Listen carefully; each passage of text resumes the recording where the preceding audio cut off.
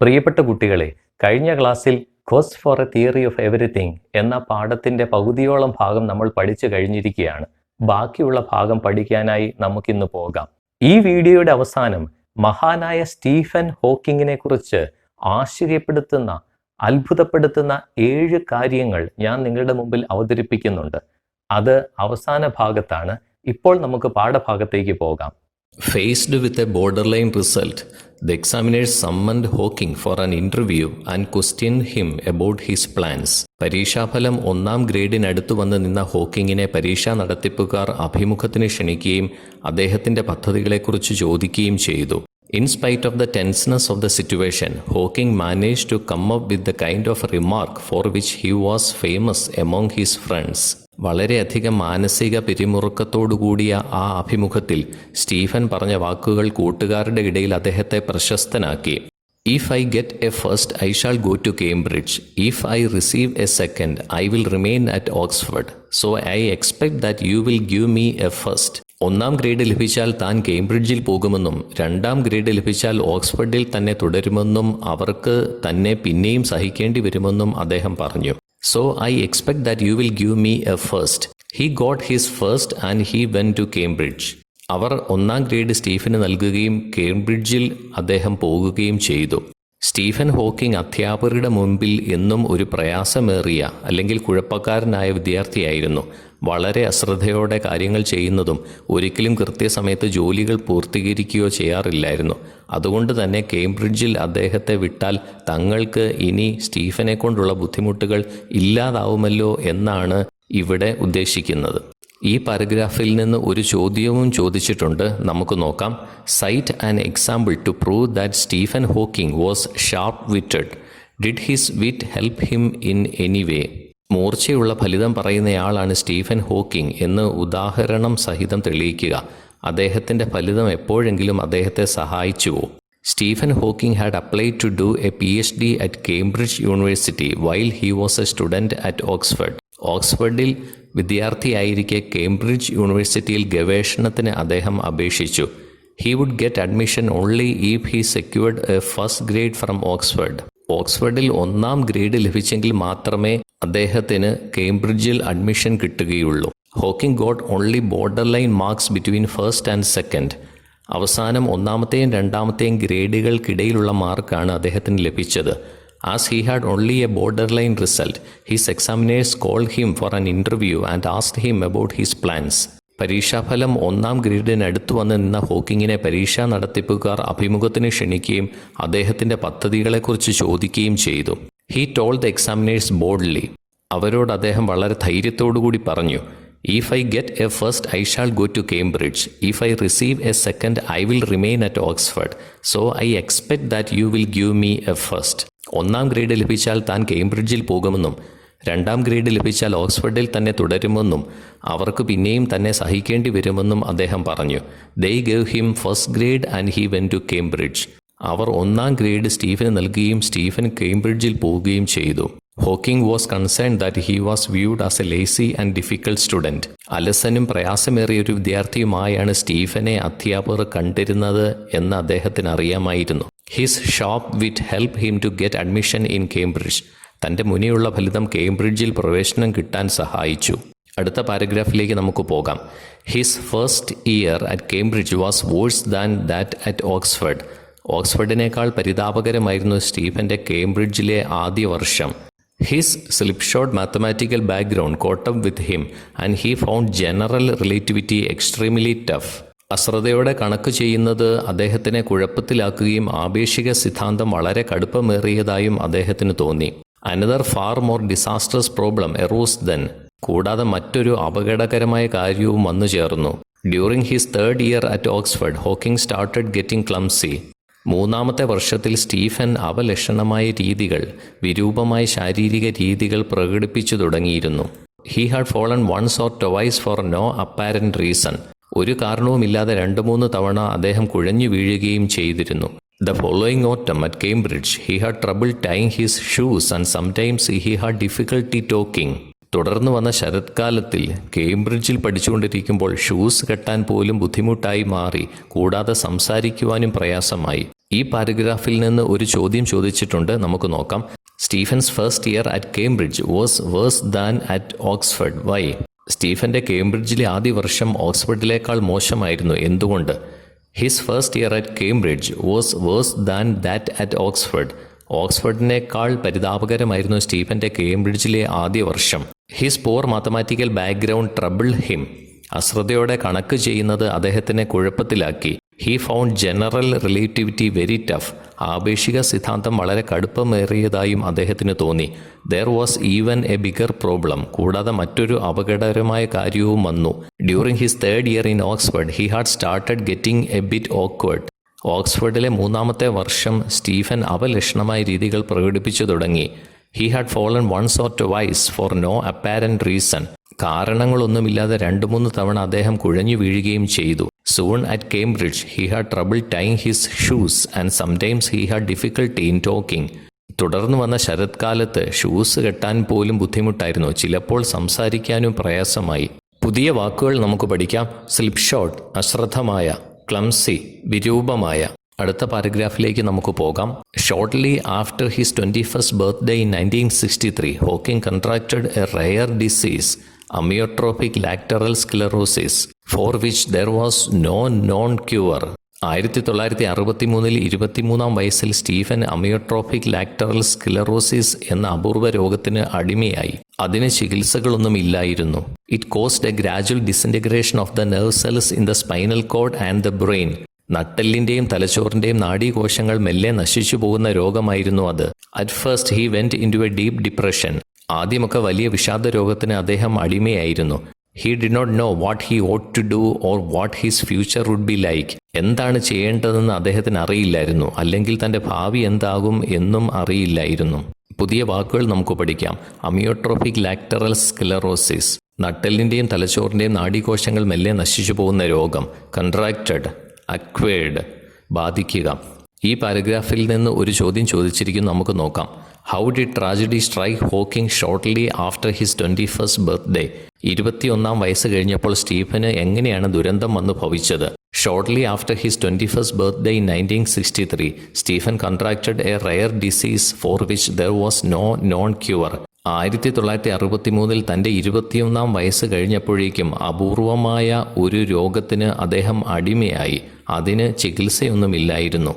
It caused a gradual disintegration of the nerve cells in the spinal cord and the brain. നട്ടെല്ലിൻ്റെയും തലച്ചോറിൻ്റെയും നാഡീകോശങ്ങൾ മെല്ലെ നശിച്ചു പോകുന്ന രോഗമായിരുന്നു അത്. He went into a deep depression. വിഷാദ രോഗത്തിലേക്ക് അദ്ദേഹം പോയി. He did not know what to do and what his future would be. എന്താണ് ചെയ്യേണ്ടതെന്നോ തൻ്റെ ഭാവി എന്താകുമെന്നോ അദ്ദേഹത്തിന് അറിയില്ലായിരുന്നു. അടുത്ത പാരഗ്രാഫിലേക്ക് നമുക്ക് പോകാം. My dreams at that time were rather confused, he admitted. വളരെയധികം ആശയക്കുഴപ്പങ്ങൾ നിറഞ്ഞ സ്വപ്നങ്ങളായിരുന്നു അക്കാലത്ത് ഉണ്ടായിരുന്നതെന്ന് സ്റ്റീഫൻ അഭിപ്രായപ്പെടുന്നു. Before my condition was diagnosed I had been very bored with life. എൻ്റെ രോഗാവസ്ഥ അറിയുന്നതിന് മുമ്പ് ജീവിതം ആകെ മുഷിപ്പായിരുന്നു. There did not seem to be anything worth doing. നല്ല കാര്യങ്ങളൊന്നും ചെയ്യാനില്ലായിരുന്നു. But shortly after I came out of hospital I dreamed that I was going to be executed. ആശുപത്രിയിൽ നിന്ന് വന്നതിന് ശേഷം ഞാൻ വധിക്കപ്പെടാൻ പോവുകയാണ് എന്ന സ്വപ്നം ഞാൻ കണ്ടു. I suddenly realised that there were a lot of worthwhile things to do if I were reprieved. രോഗത്തിൽ നിന്ന് തിരിച്ചു വന്നാൽ ഒരുപാട് നല്ല കാര്യങ്ങൾ എനിക്ക് ചെയ്യുവാൻ സാധിക്കും. പുതിയ വാക്കുകൾ നമുക്ക് പഠിക്കാം. റിട്രീവ്ഡ്, സേവ്ഡ്, റിക്കവേർഡ്, വീണ്ടെടുക്കുക, സുഖപ്പെടുത്തുക എന്നൊക്കെയാണ് അർത്ഥം. ഈ പാരഗ്രാഫിൽ നിന്ന് ഒരു ചോദ്യം ചോദിച്ചിരിക്കും, നമുക്ക് നോക്കാം. What drastic change came over Hawking after the diagnosis of the disease? രോഗം സ്ഥിരീകരിച്ചു കഴിഞ്ഞപ്പോൾ അദ്ദേഹത്തിലുണ്ടായ പ്രധാനപ്പെട്ട മാറ്റം എന്തായിരുന്നു? A drastic change came over Hawking after the diagnosis of the disease. രോഗം സ്ഥിരീകരിച്ചു കഴിഞ്ഞപ്പോൾ അദ്ദേഹത്തിൽ പ്രധാനപ്പെട്ട മാറ്റങ്ങൾ ഉണ്ടായി. He said that his dreams were at that time were confused. ഒരുപാട് ആശയക്കുഴപ്പങ്ങളുള്ള സ്വപ്നങ്ങളായിരുന്നു അക്കാലത്ത് എന്ന് അദ്ദേഹം പറയുന്നു. Before his condition was diagnosed he was bored with life. രോഗാവസ്ഥയ്ക്ക് മുൻപ് ജീവിതമാകെ മുഷിപ്പായിരുന്നു. But after he came out of hospital he dreamed that he was going to be executed. ആശുപത്രിയിൽ നിന്ന് വന്നതിന് ശേഷം മരണം തന്നെ വന്ന് കീഴടക്കുമെന്ന് അദ്ദേഹം സ്വപ്നം കണ്ടു. He realised then that there were a lot of important things to do if he was recovered from his illness. രോഗത്തിൽ നിന്ന് തിരിച്ചു വന്നാൽ ഒരുപാട് നല്ല കാര്യങ്ങൾ ചെയ്യാനാവുമെന്ന് അദ്ദേഹത്തിന് തോന്നി. അടുത്ത പാരഗ്രാഫിലേക്ക് നമുക്ക് പോകാം. Another recurring dream was the idea of sacrificing my life to save others. അടുത്തതായി എന്നും ആവർത്തിക്കുന്ന സ്വപ്നം എന്ന് പറഞ്ഞാൽ ജീവിതം മറ്റുള്ളവരെ സഹായിക്കാനായി ഒഴിഞ്ഞുവെച്ചാലോ എന്നുള്ളതാണ്. After all if I were going to die I might as well do some good. ഏതായാലും മരിക്കാൻ പോവുകയാണ്, അപ്പോൾ എന്തെങ്കിലും നന്മ ചെയ്ത് മരിക്കാം എന്നും ചിന്തിച്ചു. ചോദ്യം ചോദിച്ചിരിക്കുന്നു, what trait of Hawking's character do you note here? ഹോക്കിങ്ങിന്റെ സ്വഭാവത്തിലെ എന്ത് സവിശേഷതയാണ് ഇവിടെ നിങ്ങൾക്ക് കാണാൻ സാധിക്കുന്നത്? When Hawking's condition was diagnosed he fell bored with his life. ഹോക്കിങ്ങിന്റെ രോഗാവസ്ഥ കണ്ടുപിടിച്ചപ്പോൾ ജീവിതം അദ്ദേഹത്തിന് വളരെ മുഷിപ്പ് നിറഞ്ഞതായിരുന്നു. So after he came out of hospital he changed his way of dreaming and thinking. എന്നാൽ ആശുപത്രിയിൽ നിന്ന് വന്നു കഴിഞ്ഞപ്പോൾ അദ്ദേഹത്തിന്റെ ചിന്താരീതിയും സ്വപ്നങ്ങളുമെല്ലാം മാറി. He decided to sacrifice his life to save others. ജീവിതം മറ്റുള്ളവരെ സഹായിക്കാൻ വേണ്ടി ഒഴിഞ്ഞു വെക്കുവാൻ അദ്ദേഹം തീരുമാനിച്ചു. He thought that before his death he should do something good. മരിക്കുന്നതിന് മുമ്പ് എന്തെങ്കിലും നന്മകൾ ചെയ്യണമെന്ന് അദ്ദേഹത്തിന് തോന്നി. അടുത്ത പാരഗ്രാഫിലേക്ക് നമുക്ക് പോകാം. Hawking's doctors hope that his condition would stabilise but the disease aggravated rapidly. ഹോക്കിങ്സിന്റെ രോഗാവസ്ഥ മൂർച്ഛിക്കാതെ സ്ഥിരമായി തുടരുമെന്ന് ഡോക്ടേഴ്സ് കരുതി, പക്ഷേ രോഗം പെട്ടെന്ന് മൂർച്ഛിച്ചു. They soon informed him that he had only about 2 more years to live. വെറും 2 വർഷം മാത്രമേ അദ്ദേഹത്തിന് ആയുസുള്ളൂ എന്ന് ഡോക്ടേഴ്സ് അദ്ദേഹത്തെ അറിയിച്ചു. പുതിയ വാക്കുകൾ നമുക്ക് പഠിക്കാം. സ്റ്റെബിലൈസ് സ്ഥിരമായി, അഗ്രവേറ്റഡ് വഷളാകുക, റാപ്പിഡ്ലി പെട്ടെന്ന്. അടുത്ത പാരഗ്രാഫിലേക്ക് നമുക്ക് പോകാം. 2 years passed. 2 വർഷം കഴിഞ്ഞു. The progression of the disease had slowed. രോഗത്തിന്റെ വർധന കുറഞ്ഞു. I didn't die. ഞാൻ മരിച്ചില്ല. In fact, although there was a cloud hanging over my future, I found to my surprise that I was enjoying life in the present more than before. എന്നിരുന്നാലും ഒരു ആശങ്കയുടെ കാർമേഘം എൻ്റെ ഭാവിയുടെ മുകളിൽ എപ്പോഴും ഉണ്ടായിരുന്നു. മുമ്പത്തേക്കാൾ ഏറെ ജീവിതം ഇപ്പോൾ ഞാൻ ആസ്വദിക്കുന്നുണ്ട് എന്ന് എനിക്ക് മനസ്സിലായി. Total disability and death, though still a not too distant certainty, were postponed. പൂർണ്ണമായ അവശതയും മരണവും അതത്ര അടുത്തല്ലെങ്കിലും മരണത്തിന്റെ സമയം അത് നീട്ടിക്കൊണ്ടിരുന്നു. Hawking had his reprieve, a precarious and a temporary one, but life was precious. ഹോക്കിങ്ങിന് തന്റെ മരണം നീട്ടിക്കിട്ടിക്കൊണ്ടേയിരുന്നു. അനിശ്ചിതമായതും എന്നാൽ ഉടൻ ലഭിക്കുന്നതുമായ മരണം, പക്ഷേ ജീവിതം അമൂല്യമായി തന്നെ തോന്നി. പുതിയ വാക്കുകളും എക്സ്പ്രഷൻസും നമുക്ക് പഠിക്കാം. എ ക്ലൗഡ് ഹാങ്ങിങ് ഓവർ മൈ ഫ്യൂച്ചർ. എൻ്റെ ഭാവിയിൽ ഒരു മേഘം തൂങ്ങിക്കിടക്കുന്നു. ഇതൊരു ഫ്രേസാണ്. ഇതിൻ്റെ അർത്ഥം എന്താണെന്ന് നമുക്ക് നോക്കാം. A situation or future event that makes you worry or feel unhappy. ഭാവിയിൽ സംഭവിക്കാൻ പോകുന്ന ഒരു കാര്യം നമ്മളെ ചിന്താക്കുഴപ്പത്തിലാക്കുകയാണ്. അങ്ങനെയുള്ള കാര്യങ്ങൾക്കാണ് ഇങ്ങനെയുള്ള വാക്യം ഉപയോഗിക്കുന്നത്. നോട്ട് ടു ഡിസ്റ്റൻറ്റ് സർട്ടനിറ്റി, വളരെ അകലെ അല്ലാത്ത കാര്യങ്ങൾ. പോസ്റ്റ്പോൺ, നീട്ടിവെക്കുക. റിപ്രീവ്, ശിക്ഷ നിർത്തിവെക്കുക. പ്രിക്കേരിയസ്, അനിശ്ചിതമായ. ഇനി നമുക്ക് അടുത്ത പാരഗ്രാഫിലേക്ക് പോകാം. At a New Year's party at St. Albans, just before he entered the hospital for test, Hawking met Jane Wilde. Saint ആൽബൻസിലെ ഒരു ന്യൂ ഇയർ പാർട്ടിയിൽ വെച്ച് ടെസ്റ്റുകൾക്ക് ആശുപത്രിയിൽ പ്രവേശിക്കപ്പെടുന്നതിന് മുൻപ് ഹോക്കിംഗ് ജെയിൻ വൈൽഡിനെ കണ്ടുമുട്ടി. To her, this disheveled graduate student seemed terribly intelligent, eccentric and rather arrogant. അവളെ അപേക്ഷിച്ച് ഈ വൃത്തിയൊന്നുമില്ലാത്ത, മുടിയൊന്നും ചെയ്യാത്ത ഈ ബിരുദ വിദ്യാർത്ഥി ഭയങ്കരമായ ബുദ്ധിയും അസാധാരണ സ്വഭാവമുള്ളവനും ഏറെക്കുറെ അഹങ്കാരിയുമായി തോന്നി.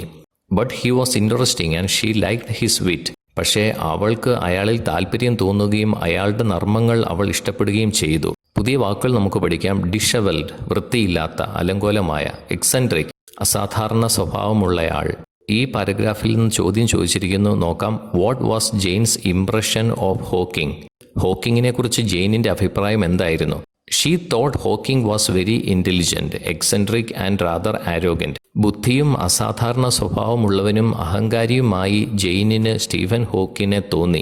But he was interesting and she liked his wit. പക്ഷേ അവൾക്ക് അയാളിൽ താല്പര്യം തോന്നുകയും അയാളുടെ നർമ്മങ്ങൾ അവൾ ഇഷ്ടപ്പെടുകയും ചെയ്തു. She fell in love with him. അവൾക്ക് അയാളെ ഇഷ്ടപ്പെട്ടു. അടുത്ത പാരഗ്രാഫിലേക്ക് നമുക്ക് പോകാം.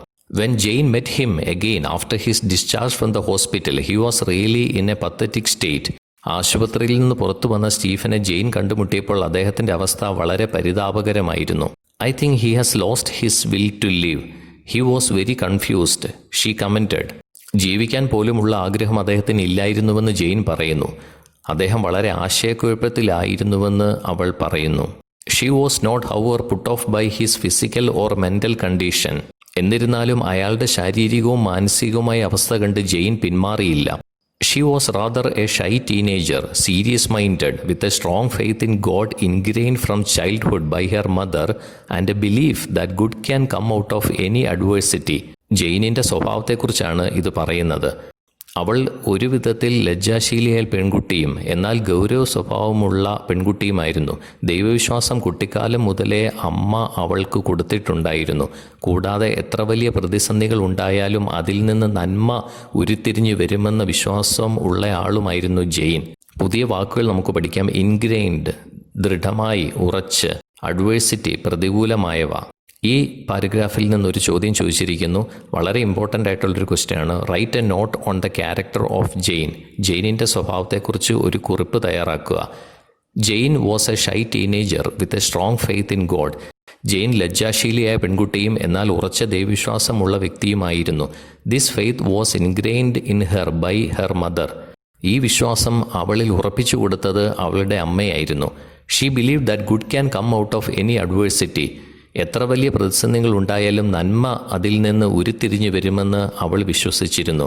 When she met Hawking after his discharge from the hospital, he was in A sad state.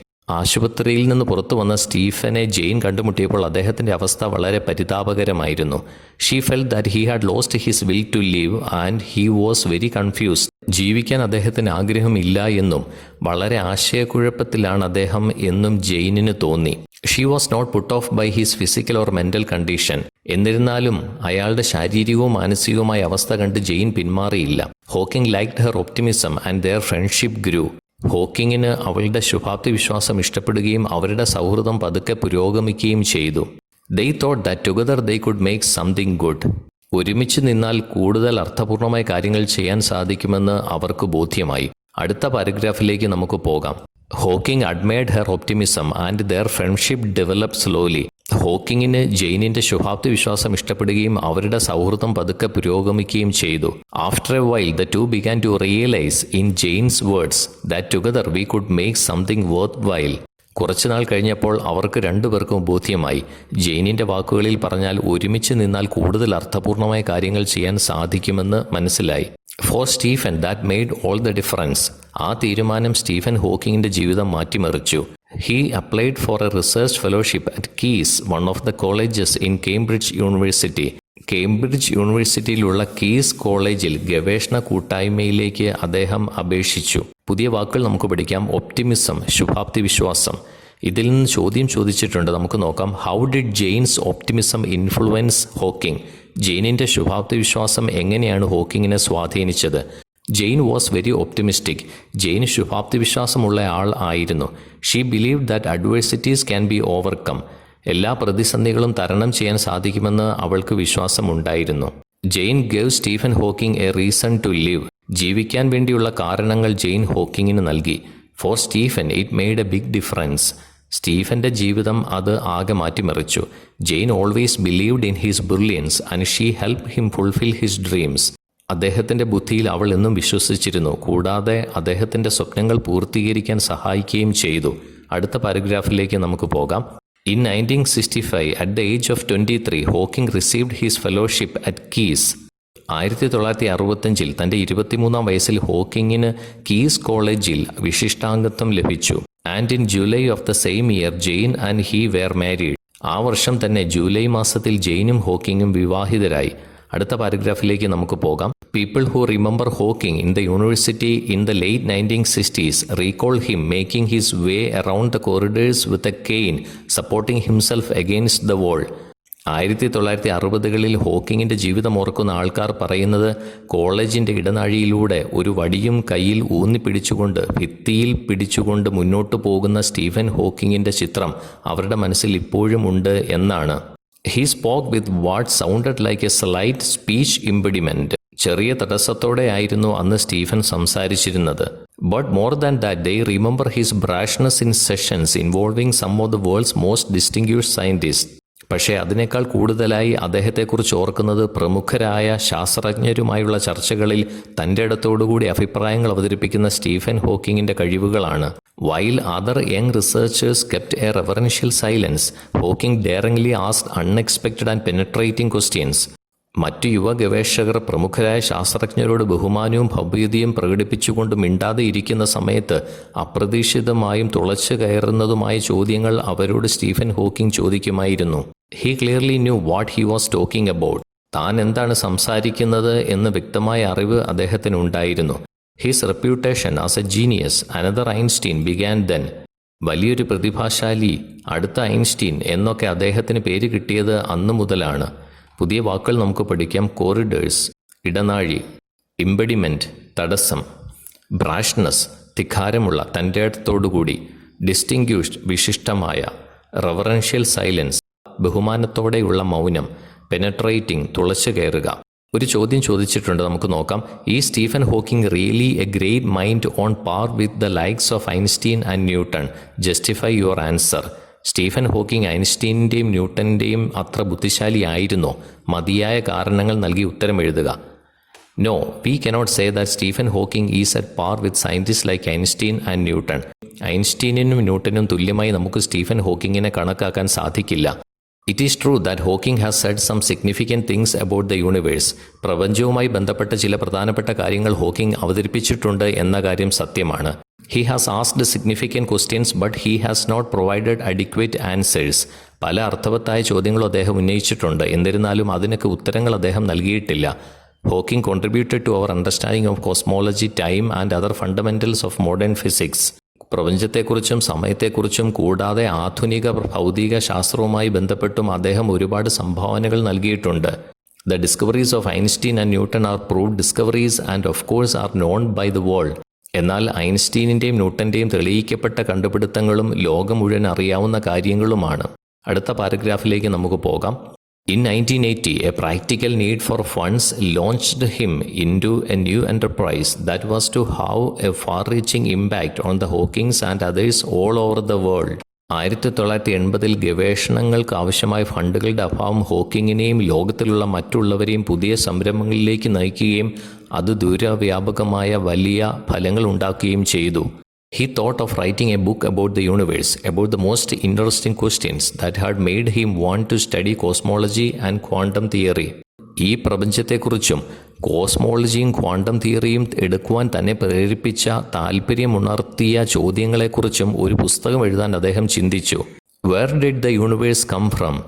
ഈ പ്രപഞ്ചം എവിടെ നിന്നാണ് വന്നത്? Is the universe infinite or does it have any boundaries? ഈ ലോകത്തിന് അതിർവരമ്പുകളുണ്ടോ അതോ അനന്തമായി കിടക്കുന്ന ഒന്നാണോ? Will it come to an end? ലോകാവസാനമുണ്ടാവുമോ? If so how? ഉണ്ടെങ്കിൽ എങ്ങനെയായിരിക്കാം? Is there a complete theory of the universe and everything in it? ഈ പ്രപഞ്ചത്തെക്കുറിച്ചും അതിലുള്ള എല്ലാ വസ്തുക്കളെക്കുറിച്ചും ഒരു പൂർണ്ണമായ സിദ്ധാന്തമുണ്ടോ? Is there a beginning of time? സമയത്തിന് ആരംഭമുണ്ടായിരുന്നോ? Could time run back? സമയത്തിന് തിരിച്ചു പോകാൻ പറ്റുമോ? The book begins by rewinding the great theories of the cosmos from Newton to Einstein. Newton മുതൽ ഐൻസ്റ്റീൻ വരെയുള്ള ശാസ്ത്രജ്ഞരുടെ സിദ്ധാന്തങ്ങളെല്ലാം പറഞ്ഞുകൊണ്ടാണ് അദ്ദേഹത്തിൻ്റെ പുസ്തകം തുടങ്ങുന്നത്. He wrote the book to make science understandable to non scientist. ശാസ്ത്രസംബന്ധമായ വിഷയങ്ങൾ ശാസ്ത്രജ്ഞരല്ലാത്ത സാധാരണക്കാർക്ക് മനസ്സിലാകുന്ന ഭാഷയിലാണ് അദ്ദേഹം എഴുതിയത്. പുതിയ വാക്കുകൾ നമുക്ക് പഠിക്കാം. കോസ്മോളജി വിശ്വശാസ്ത്രം, ക്വാണ്ടം തിയറി ഊർജ്ജ കണവാദം. ഈ പാരഗ്രാഫിൽ നിന്ന് ഒരു ചോദ്യം ചോദിച്ചിട്ടുണ്ട്, നമുക്ക് നോക്കാം. List the interesting facts dealt with in Hawking's book. ഹോക്കിങ്സിൻ്റെ പുസ്തകത്തിലെ രസകരമായ കാര്യങ്ങൾ എന്തൊക്കെയായിരുന്നു? Origin of the universe, its boundaries, end of the universe, the beginning of time are the interesting facts dealt in Hawking's book. ഈ പ്രപഞ്ചത്തിൻ്റെ ആരംഭം, അതിൻ്റെ അതിരുകൾ, ലോകാവസാനം, സമയത്തിൻ്റെ ആരംഭം എന്നീ രസകരമായ കാര്യങ്ങളായിരുന്നു ഹോക്കിങ്ങിൻ്റെ പുസ്തകത്തിൽ ഉണ്ടായിരുന്നത്. The book begins by rewinding the great theories of the cosmos from Newton to Einstein. Newton മുതൽ ഐൻസ്റ്റീൻ വരെയുള്ളവരുടെ പ്രപഞ്ചത്തെക്കുറിച്ചുള്ള സിദ്ധാന്തങ്ങൾ പറഞ്ഞാണ് പുസ്തകം തുടങ്ങുന്നത്. അടുത്ത പാരഗ്രാഫിലേക്ക് നമുക്ക് പോകാം. He completed the first draft in 1984. 1984 പുസ്തകത്തിൻ്റെ ആദ്യ രൂപരേഖ അദ്ദേഹം പൂർത്തിയാക്കി. While the revision process was going on, he made a trip to Switzerland. പുസ്തകത്തിൻ്റെ പുനരവലോകനം നടത്തുന്ന സമയത്ത് അദ്ദേഹം സ്വിറ്റ്സർലൻഡിലേക്ക് യാത്ര പോയി. There he was down with pneumonia and was left on a life support system. അവിടെ വെച്ച് ന്യൂമോണിയ എന്ന രോഗം ബാധിക്കുകയും ആശുപത്രിയിൽ ജീവൻ രക്ഷാ ഉപകരണങ്ങളുടെ സഹായത്തോടെ അല്ലാതെ മുന്നോട്ട് പോകാൻ വയ്യാത്ത അവസ്ഥ വരികയും ചെയ്തു. Doctors give a choice as to whether a tracheotomy operation which would remove his windpipe should be conducted or not. ജീവൻ രക്ഷിക്കണമെങ്കിൽ ഒരു ശ്വസനനാള ശസ്ത്രക്രിയ ചെയ്ത് ശ്വാസനാളി എടുത്തു കളയണമെന്നും എന്താണ് വേണ്ടതെന്ന് പറയണമെന്നും ഡോക്ടേഴ്സ് അഭിപ്രായപ്പെട്ടു. It might save his life, but afterwards he would never again be able to speak or make a vocal sound. ശസ്ത്രക്രിയ അദ്ദേഹത്തിൻ്റെ ജീവൻ രക്ഷിച്ചേക്കാം, പക്ഷേ പിന്നീട് ഒരിക്കലും സംസാരിക്കാനോ ഒരു ശബ്ദം പോലുമോ പുറപ്പെടുവിക്കാനാവില്ലെന്ന് അവർ പറഞ്ഞു. വിത്ത് ഗ്രേവ് മിസ്ഗിവിങ്സ് ജെയിൻ കൺസെൻറ്റഡ്. ആശങ്കയോടെ ജെയിൻ അതിന് സമ്മതിച്ചു. ട്രാക്യോട്ടമി ശ്വാസനാള ശസ്ത്രക്രിയ, വിൻപൈപ്പ് ശ്വാസനാളി, മിസ്ഗിവിങ്സ് ആശങ്കയോ ഭയമോ അനുഭവപ്പെടുക. അടുത്ത പാരഗ്രാഫിലേക്ക് നമുക്ക് പോകാം. The future looked very bleak, Jain റിമാർക്ഡ്. ഭാവി ഒട്ടും നിറമില്ലാത്തതായി തോന്നിയെന്ന് ജെയിൻ അഭിപ്രായപ്പെട്ടു. Hawking could no longer breathe through his mouth and nose but only through a permanent opening made in his throat. മൂക്കിലൂടെയോ വായിലൂടെയോ ശ്വസിക്കാൻ അദ്ദേഹത്തിന് കഴിയുമായിരുന്നില്ല. പകരം തൊണ്ടയിൽ സ്ഥിരമായി ഉണ്ടാക്കിയ സുഷിരത്തിലൂടെയാണ് അദ്ദേഹം ശ്വസിച്ചിരുന്നത്. After many weeks of intensive care he went home to join Jane and his 3 children. കുറച്ച് ആഴ്ചകളിലെ തീവ്ര പരിചരണത്തിന് ശേഷം അദ്ദേഹം ജെയിനിൻ്റെയും 3 കുട്ടികളുടെയും അടുത്ത് തിരികെ എത്തി. He was still too weak and ill to continue his research. രോഗാവസ്ഥയും ക്ഷീണവും കാരണം അദ്ദേഹത്തിന് ഗവേഷണം പൂർത്തിയാക്കാൻ സാധിച്ചില്ല. Walt Woltosz, a computer expert in California, sent him a program he had developed called the equalizer which allowed Hawking to select words from the screen. കാലിഫോർണിയയിലെ Walt Woltosz എന്ന computer വിദഗ്ധൻ അദ്ദേഹം തന്നെ വികസിപ്പിച്ചെടുത്ത ഇക്വലൈസർ എന്ന ഉപകരണം അയച്ചു കൊടുക്കുകയും അതുവഴി സ്ക്രീനിലെ വാക്കുകളിൽ നിന്ന് വാക്കുകൾ തിരഞ്ഞെടുത്ത് സംസാരിക്കുവാനും സ്റ്റീഫന് സാധിച്ചു. ഒരു ചോദ്യം ഇതിൽ നിന്ന് ചോദിച്ചിട്ടുണ്ട്, നമുക്ക് നോക്കാം. What could have been the misgivings of Jane? ജെയിനിൻ്റെ ആശങ്ക എന്തായിരുന്നു? തൊട്ടു മുമ്പിലുള്ള പാരഗ്രാഫിൽ നിന്നുള്ള ചോദ്യമാണ്, നമുക്ക് നോക്കാം. While on a trip to Switzerland, Hawking contracted pneumonia and was left on a life support system. സ്വിറ്റ്സർലൻഡിലേക്കുള്ള യാത്രയിൽ സ്റ്റീഫൻ ഹോക്കിങ്ങിന് ന്യൂമോണിയ ബാധിക്കുകയും ആശുപത്രിയിൽ ജീവൻ രക്ഷാ ഉപകരണങ്ങളുടെ സഹായത്തോടെ അല്ലാതെ മുന്നോട്ട് പോകാൻ വയ്യാത്ത അവസ്ഥ വരികയും ചെയ്തു. The doctors suggested a tracheotomy operation which would remove his windpipe. ജീവൻ രക്ഷിക്കണമെങ്കിൽ ഒരു ശ്വസനനാള ശസ്ത്രക്രിയ ചെയ്ത് ശ്വാസനാളി എടുത്തു കളയണമെന്ന് ഡോക്ടേഴ്സ് അഭിപ്രായപ്പെട്ടു. It might save his life, but he would never again be able to speak or make a vocal sound. ശസ്ത്രക്രിയ അദ്ദേഹത്തിൻ്റെ ജീവൻ രക്ഷിച്ചേക്കാം, പക്ഷേ പിന്നീട് ഒരിക്കലും സംസാരിക്കാനോ ഒരു ശബ്ദം പോലുമോ പുറപ്പെടുവിക്കാനാവില്ലെന്നും അവർ പറഞ്ഞു. She was worried about the loss of his ability to speak and also about their future. ഹോക്കിങ്ങിൻ്റെ സംസാരശേഷി നഷ്ടപ്പെടുന്നതിനെക്കുറിച്ചും ഭാവിയെക്കുറിച്ചുമായിരുന്നു ജെയിനിൻ്റെ ആശങ്ക. ഒരു ചോദ്യം കൂടി ചോദിച്ചിട്ടുണ്ട്, നമുക്ക് നോക്കാം. How could he overcome his difficulties after the tracheotomy operation? ശ്വസനനാള ശസ്ത്രക്രിയ കഴിഞ്ഞതിന് ശേഷം പ്രയാസങ്ങളെ എങ്ങനെയാണ് ഹോക്കിംഗ് തരണം ചെയ്തത്? Since Hawking could not speak, a computer expert in California sent him an equalizer. ഹോക്കിങ്ങിന് സംസാരിക്കാൻ സാധിക്കാഞ്ഞതിനാൽ കാലിഫോർണിയയിലെ ഒരു കമ്പ്യൂട്ടർ വിദഗ്ധൻ ഇക്വലൈസർ എന്ന ഉപകരണം അദ്ദേഹത്തിന് അയച്ചു കൊടുത്തു. It would allow Hawking to select words from the screen and this way he could continue to do his work. സ്ക്രീനിലെ വാക്കുകളിൽ നിന്ന് വാക്കുകൾ തിരഞ്ഞെടുക്കുവാനും അതുവഴി അദ്ദേഹത്തിൻ്റെ പ്രവർത്തനങ്ങൾ തുടരാനും അദ്ദേഹത്തിന് സാധിച്ചു. അടുത്ത പാരഗ്രാഫിലേക്ക് നമുക്ക് പോകാം. He thought he would be unable to finish his book. തനിക്ക് പുസ്തകം എഴുതി തീർക്കാൻ കഴിയില്ലെന്ന് അദ്ദേഹം ചിന്തിച്ചു. With the support of his student Brian Witt, A Brief History of Time was published in 1988. എന്നാൽ ബ്രയൻ വിറ്റ് എന്ന തൻ്റെ വിദ്യാർത്ഥിയുടെ സഹായത്തോടെ 1988 A brief history of time, സമയത്തിൻ്റെ ലഘുചരിത്രം എന്ന പുസ്തകം അദ്ദേഹം പ്രകാശനം ചെയ്തു. September 2005 saw the release of an abridged version of the original book. 2005 ഈ ആദ്യത്തെ പുസ്തകത്തിൻ്റെ ഒരു സംഗ്രഹിച്ച പതിപ്പ് പുറത്തിറങ്ങി. This version was updated to address the new issues that had arisen due to further scientific developments. ശാസ്ത്രത്തിൻ്റെ പുതിയ വികാസങ്ങൾക്കനുസരിച്ച് പുതിയ പ്രശ്നങ്ങളെ ഈ പുസ്തകത്തിൽ കൈകാര്യം ചെയ്യുന്നു. അടുത്ത പാരഗ്രാഫിലേക്ക് നമുക്ക് പോകാം. One will encounter a multitude of paradoxes in the book. വിരോധാഭാസ രൂപത്തിലുള്ള പല കാര്യങ്ങളും ഈ പുസ്തകത്തിൽ ഒരാൾ കണ്ടെത്തിയേക്കാം. In science and with people, things are often not what they seem, and pieces that ought to fit together refuse to do so. ശാസ്ത്രത്തിൻ്റെ കാര്യത്തിലും മനുഷ്യരുടെ കാര്യത്തിലും കാര്യങ്ങൾ ഊഹിക്കുന്നത് പോലെയല്ല എന്ന് സ്റ്റീഫൻ ഹോക്കിംഗ് പറയുന്നു. You will learn that beginnings may be endings. തുടക്കങ്ങൾ അവസാനമായേക്കാം. Cruel circumstances can lead to happiness although fame and success may not.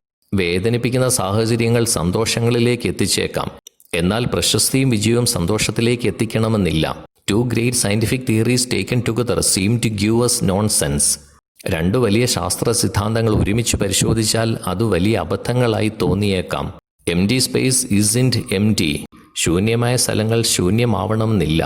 Black holes are not black. തമോഗർത്തങ്ങൾ ഇരുട്ടാകണമെന്നില്ല.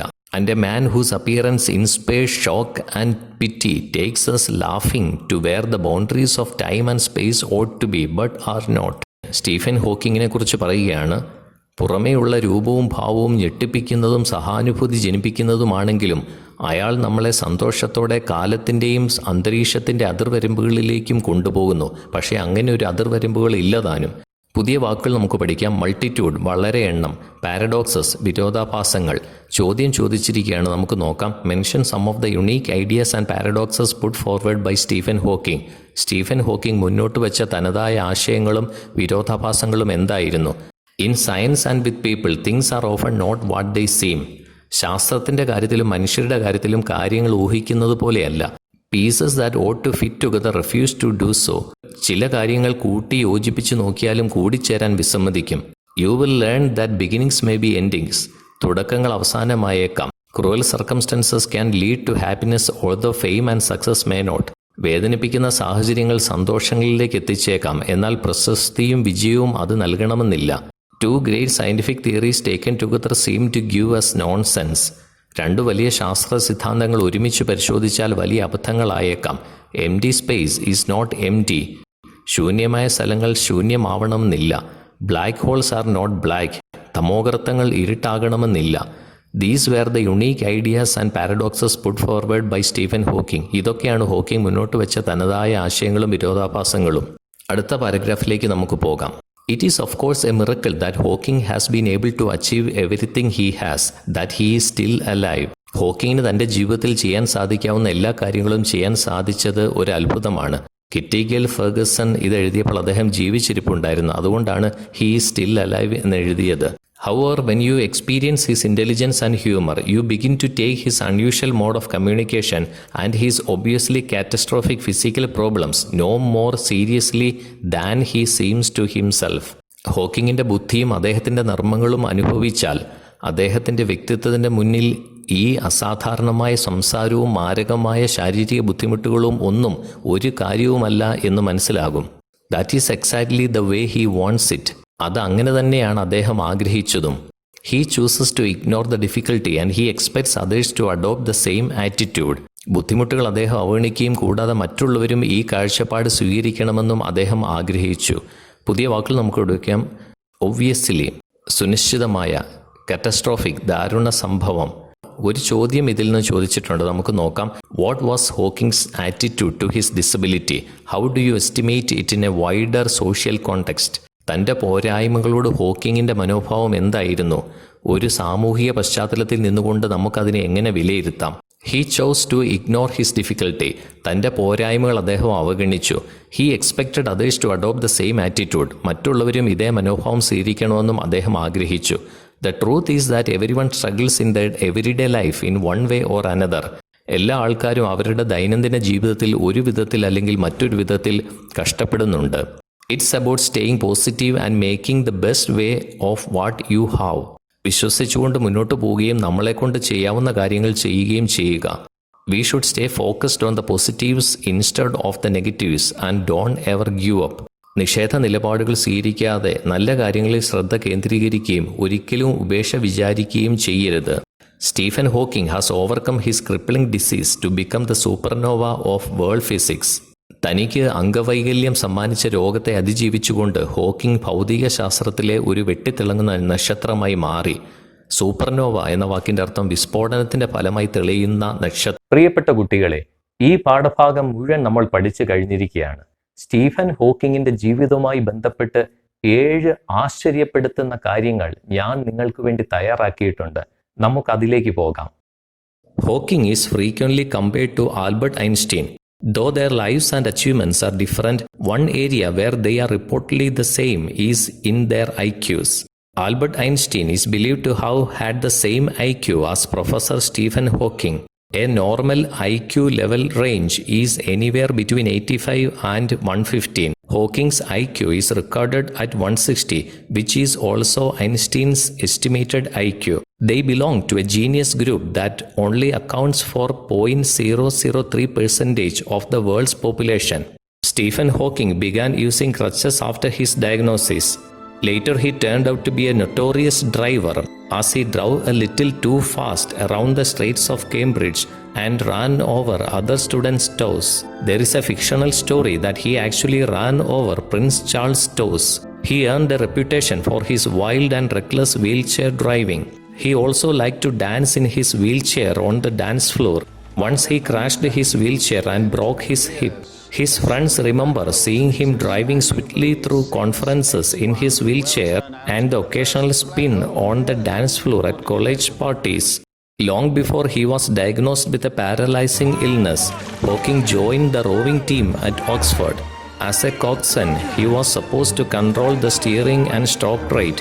Rowing made Stephen popular since rowing was an important sporting activity at Oxford. Hawking, who was called as the adventurous type, sometimes damaged the boat by steering through very narrow gaps. In 2007, Stephen Hawking fulfilled a lifelong dream to experience weightlessness outside of his wheelchair. He experienced a total of 4 minutes of weightlessness in a plane that dives through the sky to give passengers a taste of zero gravity. Stephen Hawking believed in the possibility of aliens. In his later years, he repeatedly warned about the dangers of humankind meeting alien civilizations. He believed that contact with such a species could be devastating for humanity and that aliens might raid Earth for its resources. Perhaps one of the most unexpected facets of Stephen Hawking's resume is that of being a children's book author. He wrote several children's books with his daughter Lucy that combine science and adventure. These books all focus on a young boy named George who learns about the universe by traveling around it. As a teenager with a creative mind, he had once created a computer out of old clock parts, telephone switchboards and other recycled items. Thus, he was nicknamed as Einstein by his friends. നിങ്ങൾക്കറിയാമോ, Stephen Hawking Albert ഐൻസ്റ്റീന് ശേഷം ലോകം കണ്ട ഏറ്റവും പ്രഗത്ഭമായ മസ്തിഷ്കത്തിൻ്റെ ഉടമയാണ്. Intelligent quotient IQ എന്നത് ഒരാളുടെ ബുദ്ധിയുടെ മാനദണ്ഡമാണ്. സാധാരണ മനുഷ്യൻ്റെ IQ നിലവാരം 90 മുതൽ 109 വരെയാണ്. 100-ന് മുകളിലുള്ള IQ ഉണ്ടെങ്കിൽ തന്നെ അവരെ ബുദ്ധി തീവ്രതയുള്ള ആൾക്കാർ ആയിട്ടാണ് കണക്കാക്കുന്നത്. ലോകത്തിൽ 1% ആളുകൾക്ക് മാത്രമേ 160-ന് മുകളിൽ IQ ലെവൽ ഉണ്ടാകുള്ളൂ അത്രേ. ബുദ്ധിരാക്ഷസൻ എന്ന് ശാസ്ത്രലോകം വിശേഷിപ്പിക്കുന്ന ആൽബർട്ട് ഐൻസ്റ്റീനിൻ്റെയും സ്റ്റീഫൻ ഹോക്കിങ്ങിൻ്റെയും IQ നിലവാരം 160 ആണെന്നാണ് ചിലർ ഇതേപ്പറ്റി പഠനം നടത്തി കണ്ടെത്തിയിരിക്കുന്നത്. അപൂർവ മാരക രോഗത്തിന് അടിമപ്പെട്ട് ചലനശേഷിയും സംസാരശേഷിയും നഷ്ടപ്പെട്ട് ജീവിതം വീൽചെയറിലായ സ്റ്റീഫൻ വില്യം ഹോക്കിംഗ് തികച്ചും ഉന്മേഷഭരിതനായാണ് ജീവിച്ചത്. ചക്രക്കസേരയിൽ ഇരുന്നു കൊണ്ടുള്ള ജീവിതം അദ്ദേഹം തികച്ചും ആസ്വദിച്ചു. ചക്രക്കസേരയിൽ വളരെ വേഗത്തിൽ വളഞ്ഞും തിരിഞ്ഞും അദ്ദേഹം പോകുമായിരുന്നു അത്രേ. വന്യമായ രീതിയിലും നിയന്ത്രണമില്ലാതെയും അദ്ദേഹം ചിലപ്പോൾ ചക്രക്കസേര പായിക്കുമത്രേ. ഒരിക്കൽ ചാൾസ് രാജകുമാരൻ്റെ കാലിലേക്ക് ചക്രക്കസേര ഓടിച്ച് കയറ്റുക വരെ ചെയ്തിരുന്നുവത്രേ. ആഘോഷങ്ങളിൽ ചക്രക്കസേരയിൽ ഇരുന്നു കൊണ്ട് നൃത്തം ചെയ്യാൻ പോലും അദ്ദേഹം ആഗ്രഹിച്ചിരുന്നു. ഒരിക്കൽ ഒരു സമ്മേളനത്തിൽ പങ്കെടുക്കാൻ പോയപ്പോൾ വേഗത്തിൽ ഓടിച്ച് ചക്രക്കസേരയിൽ നിന്നും അദ്ദേഹം താഴെ വീഴുകയും ഇടുപ്പിന് ഘാതമേൽക്കുകയും ചെയ്ത സംഭവം വരെ ഉണ്ടായിട്ടുണ്ട്. തൻ്റെ സഹപ്രവർത്തകരുടെ ഇടയിലേക്ക് വേഗത്തിൽ ചക്രക്കസേരയിൽ പാഞ്ഞു വരുന്ന കുപ്രസിദ്ധനായ ഡ്രൈവർ എന്നും അദ്ദേഹത്തെ വിശേഷിപ്പിക്കാറുണ്ട്. നിങ്ങൾ വിശ്വസിക്കുമോ, ഓക്സ്ഫോർഡ് യൂണിവേഴ്സിറ്റിയിലെ തുഴച്ചിൽ സംഘത്തിൽ ഒരാളായിരുന്നു സ്റ്റീഫൻ ഹോക്കിംഗ്. തുഴവഞ്ചിയുടെ വേഗതയും ലക്ഷ്യവും നിയന്ത്രിക്കുകയായിരുന്നു അദ്ദേഹത്തിൻ്റെ ജോലി. അദ്ദേഹം തുഴവഞ്ചി സാഹസികമായി ഇടുങ്ങിയ വിടവുകളിലൂടെ വരെ കൊണ്ടുപോകുമായിരുന്നു അത്രേ. ഇത് സ്റ്റീഫൻ ഹോക്കിങ്ങിന് ഓക്സ്ഫോർഡ് യൂണിവേഴ്സിറ്റിയിൽ വളരെ പ്രശസ്തി നേടിക്കൊടുത്തു. നിങ്ങൾക്കറിയാമോ, ഒരിക്കൽ സ്റ്റീഫൻ ഹോക്കിംഗ് ഭൂമിക്കും ബാഹ്യാകാശത്തിനും ഇടയിൽ ഉപയോഗിക്കാനുള്ള റോക്കറ്റിൽ കയറി പോകുകയും ഗുരുത്വാകർഷണം ഇല്ലാത്ത അവസ്ഥ മനസ്സിലാക്കുകയും ചെയ്തു. സ്റ്റീഫൻ ഹോക്കിങ്ങിനു വേണ്ടി സീറോ ഗ്രാവിറ്റി കോർപ്പറേഷനാണ് ഇത് സാധ്യമാക്കിയത്. വളരെ വേഗത്തിൽ കുത്തനെ താഴോട്ടും മുകളിലോട്ടും വിമാനം പറത്തി വിമാനത്തിൽ ഉള്ളിലുള്ളവർക്ക് ഗുരുത്വാകർഷണം ഇല്ലാത്ത അവസ്ഥ ഉണ്ടാക്കുകയായിരുന്നു ചെയ്തത്. അന്തരീക്ഷത്തിൽ ഭാരമറിയാതെ നീന്തി നിൽക്കുന്ന അവസ്ഥ അദ്ദേഹം ശരിക്കും ആസ്വദിച്ചു. മറ്റൊരു കാര്യം എന്നു പറയുന്നത്, അനന്തമായി കിടക്കുന്ന ഈ പ്രപഞ്ചത്തിൽ ഭൂമിക്കപ്പുറം അന്യഗ്രഹ ജീവികളുണ്ട് എന്ന് അദ്ദേഹം ദൃഢമായി വിശ്വസിച്ചിരുന്നു. മനുഷ്യരെക്കാൾ ബുദ്ധിയും ശക്തിയും ഉള്ളവരാണ് അവരെന്നും അവരോട് സമ്പർക്കത്തിന് പോകാതിരിക്കുന്നതാണ് മനുഷ്യന് നല്ലതെന്നും ഇനി അങ്ങനെ ഒരു സമ്പർക്കം വന്നെങ്കിൽ ഭൂമിയെ ഇല്ലാതാക്കാനുള്ള അത്യാധുനിക സാങ്കേതിക വിദ്യകൾ ഉള്ളവരാണ് അന്യഗ്രഹ ജീവികളെന്നും അദ്ദേഹം വിശ്വസിക്കുന്നു. അന്യഗ്രഹ ജീവികളുമായി സമ്പർക്കത്തിന് ശ്രമിക്കുന്നത് ആത്മഹത്യാപരമാണെന്നാണ് അദ്ദേഹത്തിന്റെ എക്കാലത്തെയും നിലപാട്. ഭൂമിയെക്കുറിച്ചറിഞ്ഞാൽ ഭൂമി അവർ കീഴടക്കുകയും കോളനിയാക്കുകയും ചെയ്തേക്കാം. ഇതിന്റെ ഭാഗമായി മനുഷ്യരെ പൂർണ്ണമായും കൊന്നുകളയുകയോ അടിമകളാക്കുകയോ ചെയ്യാൻ പോലും സാധ്യതയുണ്ടെന്നാണ് അദ്ദേഹത്തിന്റെ വാദം. നിങ്ങൾക്കറിയാമോ, ആധുനിക സൈദ്ധാന്തിക ഭൗതിക ശാസ്ത്രത്തിലെ പല ആഴമേറിയ നിഗൂഢതകളിലേക്ക് വായനക്കാരെ കൊണ്ടുപോകുന്നതിനോടൊപ്പം കുട്ടികൾക്കു വേണ്ടി നിരവധി പുസ്തകങ്ങൾ എഴുതാനും ഈ മഹാശാസ്ത്രജ്ഞൻ സമയം കണ്ടെത്തി. മകൾ ലൂസി ഹോക്കിങ്ങുമായി ചേർന്ന് അദ്ദേഹം കുട്ടികൾക്കായി George secret to the universe എന്ന പുസ്തകം ഉൾപ്പെടെ നിരവധി പ്രപഞ്ചശാസ്ത്ര ഗ്രന്ഥങ്ങൾ രചിച്ചിട്ടുണ്ട്. ജോർജ് എന്ന കഥാപാത്രത്തിന്റെ ശാസ്ത്ര സാങ്കേതിക സാഹസിക യാത്രകൾ കുട്ടികൾ ആവേശത്തോടെയാണ് സ്വീകരിച്ചത്. നിങ്ങൾക്കറിയാമോ, കൗമാര കാലഘട്ടത്തിൽ സ്റ്റീഫൻ ഹോക്കിംഗ് പഴയ ക്ലോക്കിന്റെ ഭാഗങ്ങളും ടെലിഫോണിന്റെ സ്വിച്ച് ബോർഡും മറ്റു പാഴ്വസ്തുക്കളും കൊണ്ട് ഒരു കമ്പ്യൂട്ടർ ഉണ്ടാക്കി. അന്നു മുതലാണ് കൂട്ടുകാർ അവനെ ഐൻസ്റ്റീൻ എന്ന് വിളിക്കാൻ തുടങ്ങിയത്. ഈ വീഡിയോ നിങ്ങൾക്ക് ഇഷ്ടമായി എന്ന് ഞാൻ കരുതുന്നു. ഈ പാഠഭാഗവുമായി ബന്ധപ്പെട്ട് മറ്റു പ്രവർത്തനങ്ങൾ നമുക്ക് അടുത്ത വീഡിയോയിൽ പഠിക്കാം. അപ്പോൾ അടുത്ത വീഡിയോയിൽ നമുക്ക് കാണാം. Thank you so much for watching.